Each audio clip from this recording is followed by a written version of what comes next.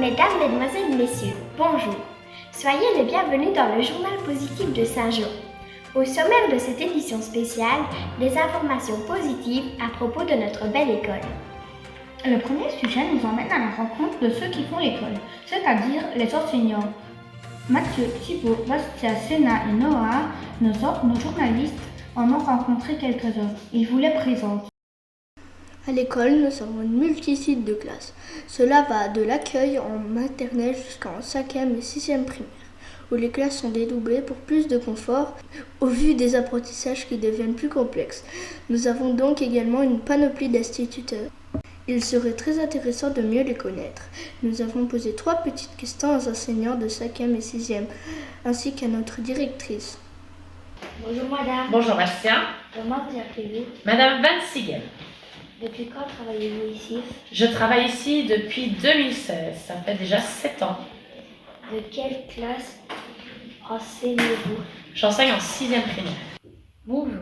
Bonjour Thibaut, Comment vous appelez-vous? je m'appelle Madame Burette. Depuis quand travaillez-vous ici? Alors je travaille ici depuis 6 ans. Dans quelle classe enseignez-vous? Alors j'enseigne en 5e année et plus particulièrement en 5e A. Bonjour, comment vous appelez-vous? Bonjour Noah, moi c'est Monsieur Bollard. Depuis quand travaillez-vous ici? Alors je suis arrivé à l'école en 1995, ça fait 28 ans. Dans quelle classe enseignez-vous? Je suis en 5e année dans la classe de 5e B. Bonjour madame, nous souhaitons vous poser 3 questions pour mieux vous connaître. Ok, pas de souci, Sénat, je t'écoute. Depuis quand travaillez-vous ici?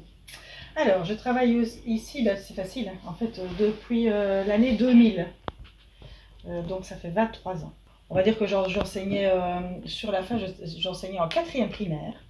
Et puis, je suis arrivée à la direction en 2017.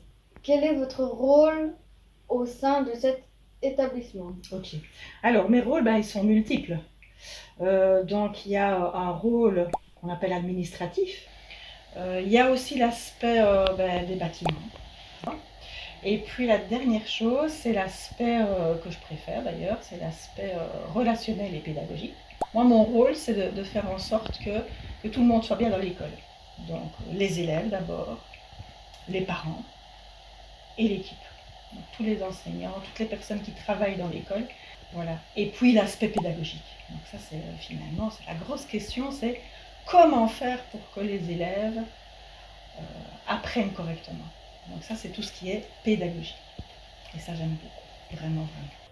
Il y a quelques mois, les élèves de 5e et 6e étaient en classe de maître. Plus récemment, ce sont les élèves de 2e et 3e maternelle qui sont partis. Nous avons voulu en savoir un peu plus. Il y a quelques semaines, les élèves de 2e et 3e maternelle sont allés passer un séjour de 2 jours au Fagotin, une ferme pédagogique à Stoumont. Bonjour Madame Céline. Bonjour Tom. Qu'avez-vous fait au Fagotin? Au Fagotin, on a découvert certains animaux. Les enfants ont appris à les nourrir, ce qu'il fallait pour les nourrir. On a appris aussi à les nettoyer leur enclos. On a appris à reconnaître dans la nature des fleurs et des feuilles comestibles, donc on peut manger. On a fait des petites recettes. On est allé voir les ânes. Ils ont pu monter sur les ânes. Donc c'était vraiment beaucoup de découvertes pour eux. C'était très gai. Bonjour Violette. Peux-tu nous citer 3 noms d'animaux qu'il y avait au Fagotin? Un lapin, un mouton et un âne. Bonjour Noah. Comment étaient les chambres au Fagotin? Il y en avait 6. 6. Explique. Et c'était la 2e étage. Le 2e étage. Il y avait qui dans votre chambre? Il y avait Gaspard, Jade, Violette et Hugo. Et ça s'est bien passé? Oui. Un premier séjour qui a laissé beaucoup de souvenirs dans la tête des petits loulous de notre école et de leur institutrice. De nouveaux élèves rejoignent la classe d'accueil. Que pensent ces élèves qui découvrent l'école pour la première fois? Une de nos équipes, Sophie, Diaza, Nini, Nel et Alexia, vont vous en parler dans ce très beau sujet. Arriver dans une école en étant haut comme 3 pommes. Cela doit être impressionnant pour les petits d'accueil et de première maternelle. Nous sommes allés chercher leur opinion à ce sujet. Salut Elena, qu'est-ce que tu as fait hier à l'école? J'ai fait de la plasticine orange. T'as bien aimé? Salut Mila, qu'est-ce que tu aimes faire dans la cour? Jouer à touche-touche. Jouer à touche-touche? Et quoi d'autre? À cache-cache. À cache-cache? Coucou Émile, qu'est-ce que tu aimes bien dans ta classe? Moto. Quoi d'autre? De vacuum. Qu'est-ce que tu aimes bien faire? De la pâte à modeler. C'est chouette. Et de la pâture. Salut Cassandre, est-ce que tu t'amuses bien avec tes copines et tes copains? Et est-ce que c'est ton anniversaire aujourd'hui? Oh, joyeux anniversaire! Bonjour Madame Chantal. Bonjour! Êtes-vous triste lorsque vos élèves montent en deuxième maternelle? Pour moi, c'est toujours un petit déchirement parce que on les a eu 2 ans dans notre classe avec Madame Fabienne. Donc c'est toujours un petit déchirement, mais on sait bien qu'ils vont chez Madame Nono, qu'ils y seront bien. Et ce qui est chouette aussi, c'est que les après-midi, les enfants de deuxième reviennent dans notre classe. Donc ça, c'est toujours gai, on est très contente. Des petits bouts qui semblent épanouis et déterminés à entamer ce parcours scolaire qui durera 9 ans ou plus au sein de notre école.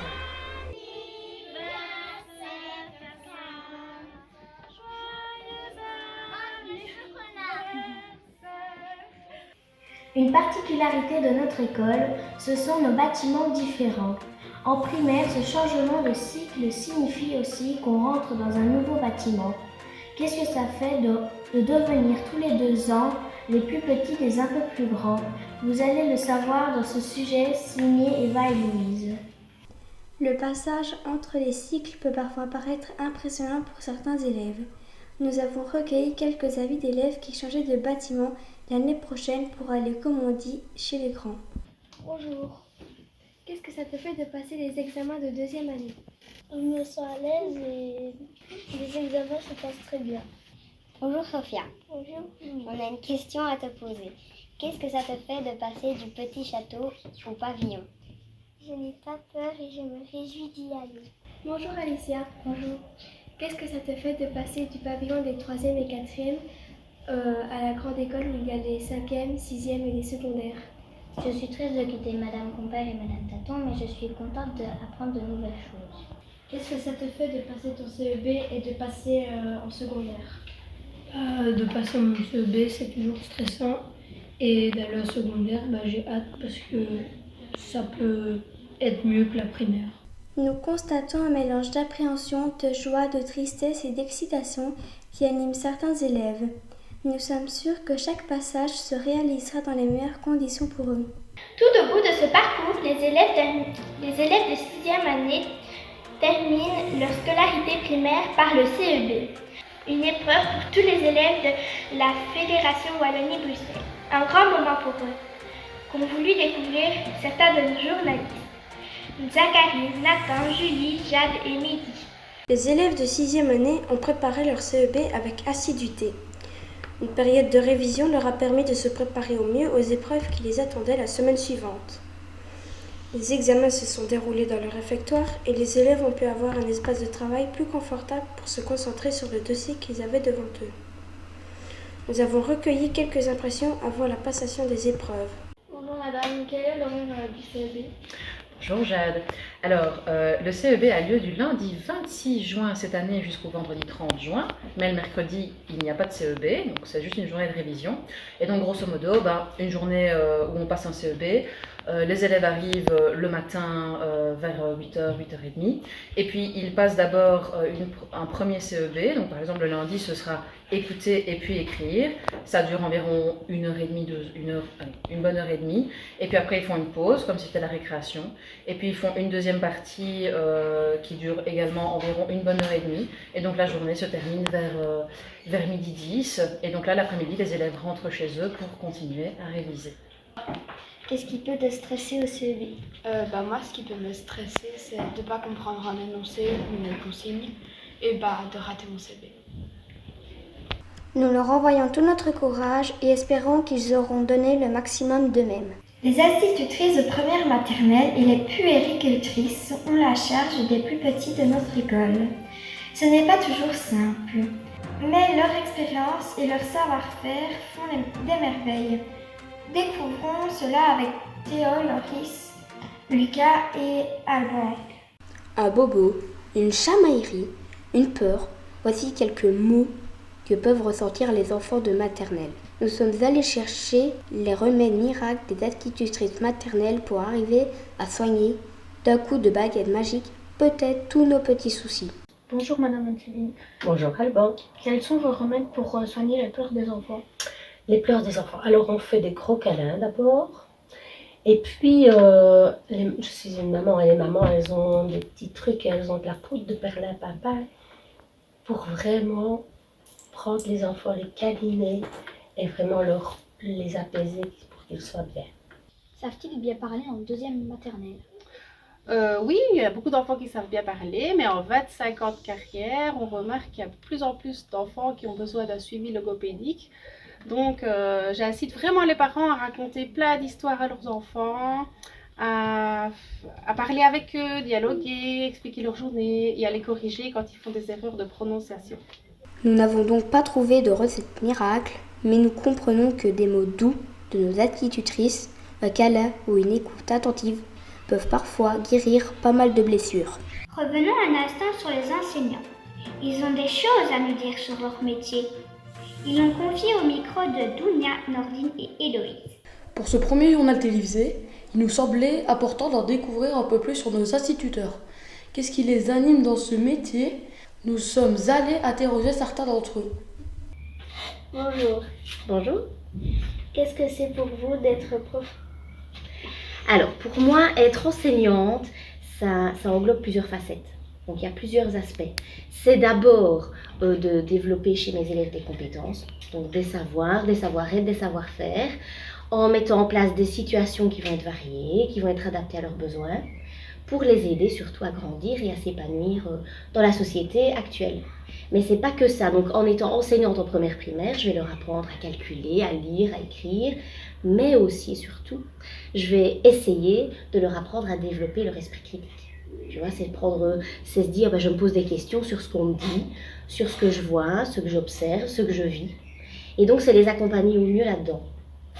Et c'est valoriser leurs compétences, c'est essayer d'être à leur écoute, un maximum. Et voilà. Et ça reste pour moi le plus beau métier à faire. Madame Compère, bonjour. Bonjour Héloïse. En cette période de fin d'année, vous parlez principalement de quoi avec votre classe? Justement, des derniers jours qui approchent et qu'on doit encore bien se concentrer pour pouvoir passer de bonnes vacances. On profite d'ailleurs du beau temps pour préparer nos dictées à l'extérieur en faisant des courses aux mots ou des courses aux phrases. On révise aussi nos tables de multiplication en faisant des ateliers, en s'entraidant, en utilisant les tablettes. Et alors, on parle aussi de la dernière semaine et des activités que nous allons faire. D'ailleurs, nous allons aller une journée à Forestia, nous allons faire une journée jeux de société et nous irons à la plaine de jeux d'Ewaï et manger une bonne glace.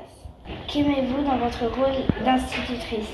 J'adore le contact avec les enfants, de pouvoir les voir évoluer, de voir en fin d'année tout ce qu'ils ont appris. C'est vraiment enrichissant et on peut faire plein de choses avec. Bonjour madame. Bonjour Héloïse. Qu'est-ce qui est amusant dans le fait d'être prof, d'être institutrice? Beaucoup de choses. Surtout la spontanéité des enfants et leur naturel. Le côté aussi très créatif du métier qui fait qu'on ne s'ennuie jamais et qu'on peut toujours être en créativité. Et que chaque année, ce sont des enfants différents et le métier n'est pas le même d'année en année. Nous comprenons après ces interviews que nos enseignants ont fait de leur métier leur passion. Parmi les spécificités de notre école, il y a l'école du dehors, dans le magnifique cadre entourant Saint-Jean. Vous allez en savoir un peu plus grâce à nos envoyés spéciaux, Mathéo, Antoine, Victoria, Héloïse et Maëlys. Là-haut sur la colline se dresse une magnifique école du dehors, qui dénote avec les classes traditionnelles. Mais en fait, l'école du dehors, qu'est-ce que c'est? Pour quelle raison avez-vous construit l'école du dehors? Parce que l'école du dehors, déjà, c'est être à l'extérieur.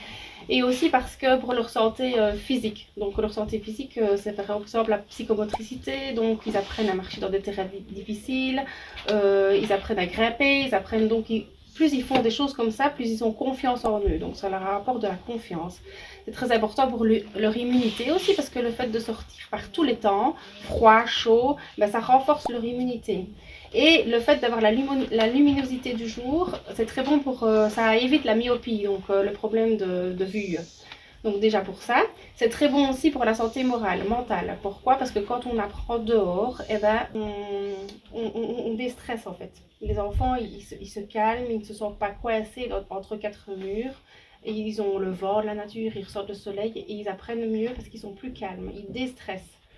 Et c'est très bon aussi pour apprendre dehors, donc vraiment au niveau apprentissage. Pourquoi? Parce qu'ils manipulent beaucoup, ils vivent les choses avec leur corps. Donc ils manipulent, ils prennent des pierres, voilà. Et ils apprennent beaucoup plus, ils se concentrent beaucoup mieux parce que ils vivent tout avec leur corps. Alors le fait d'aller dehors aussi, c'est très bon pour l'aspect relationnel entre les enfants, social et la collaboration. Parce que souvent, quand ils construisent une cabane par exemple, ils doivent porter un gros bois où ils font ça ensemble et ils s'entraident en fait. Aussi, on monte dans des chemins un peu compliqués, il y en a toujours qui sont un peu moins doués, qui ont un peu peur. Donc les autres les rassurent. Et alors aussi, le fait d'aller dehors, ben nous quand on va dehors, on prend toujours un sac pour s'il y a des déchets. Donc comme on aime la nature, comme on la respecte, eh ben, si on voit des déchets par terre, ben, on les ramasse. On va les trier quand on rentre en classe, on les remet dans les poubelles. Et ça leur apprend à respecter la nature. Donc le fait déjà d'apprendre dehors, ils apprennent à aimer la nature, ils la trouvent magique. Donc elle nous apporte à manger, elle nous apporte plein de choses, du bien-être, et alors on la respecte. Donc quand ils seront plus grands, pour moi, ils vont respecter cette nature. Voilà. Et aussi, on a 3 règles en général, enfin 3 choses qu'on se dit chaque fois qu'on va dans l'école du dehors, c'est je prends soin de moi. Donc dans la nature, il y a des dangers, donc je fais attention, je mets les pieds, je fais attention de ne pas tomber, je prends soin de moi. Je prends soin des autres. Donc si je transporte des bois ou j'ai des pierres, je ne les lance pas, je fais pas mal aux autres. Et je prends soin de la nature. Donc je ne peux rien arracher de la nature si je n'en ai pas besoin. Voilà. Voilà pourquoi je fais l'école du dehors. Que faites-vous comme activité à l'école du dehors? Alors, à l'école du dehors, on part d'histoire d'animaux, on part d'observation et on apprend aux enfants à compter avec les pattes des petits insectes, avec les pattes des petits animaux qu'on voit. On apprend aussi à s'orienter. On fait des activités, on fait des activités aussi où on doit dessiner le mieux qu'on peut ce qu'on a devant soi. Plein d'activités d'éveil en fait. Bonjour Emma, que fais-tu avec tes camarades à l'école du dehors? On mange des chamallows avec du feu, on fait des nids pour des oiseaux, on regarde des animaux. Qu'est-ce que les enfants aiment faire à l'école du dehors? Les enfants, ils aiment bien jouer. Donc, on va leur apprendre plein de choses en jouant. Ils aiment bien observer aussi, avec des petites loupes. On va utiliser ce qu'ils aiment faire pour leur apprendre plein de choses. Bonjour les élèves de deuxième maternelle. Qu'aimez-vous faire là-bas? Aller dans le talus. J'aime bien jouer à cache-cache. J'aime bien dormir. J'aime bien de retrouver les oiseaux. J'aime bien de construire des cabanes. J'aime bien regarder les tétères dans la mare. J'aime bien retenir la carte. J'aime bien regarder les libellules, comme lire une histoire. J'aime bien quand je vois des insectes. J'aime bien mon arbre. Au départ, ce n'est qu'un simple projet des institutrices maternelles qui, avec détermination, persévérance et l'aide des parents de notre école, ont réussi à faire de cet endroit un véritable lieu d'apprentissage, épanouissant pour tous, mêlant la nature en matière d'école. Saint-Joseph est décidément une école où il se passe beaucoup de choses. Nous espérons que vous avez apprécié cette découverte en mots et en images. Merci à notre directrice, aux enseignants et aux enfants qui ont rendu cette émission possible. Merci également à Monsieur Olivier Tunus, journaliste de la RTBF, grâce à qui les élèves de 5e ont eu envie de devenir journalistes. Au nom de toutes les équipes qui ont préparé ce journal positif, nous vous remercions de l'avoir suivi et je vous souhaite une excellente journée.